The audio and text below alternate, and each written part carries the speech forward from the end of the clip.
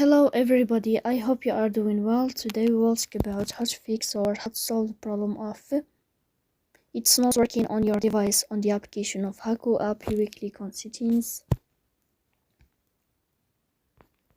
In this page you will click on apps, default apps, app settings.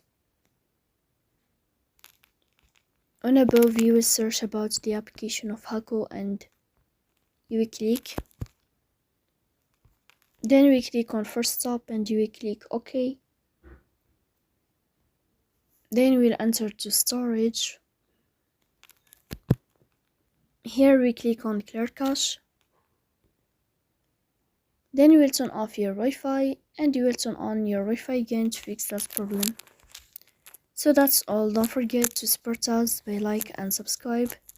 See you next time in another video and thank you for your watching and your attention.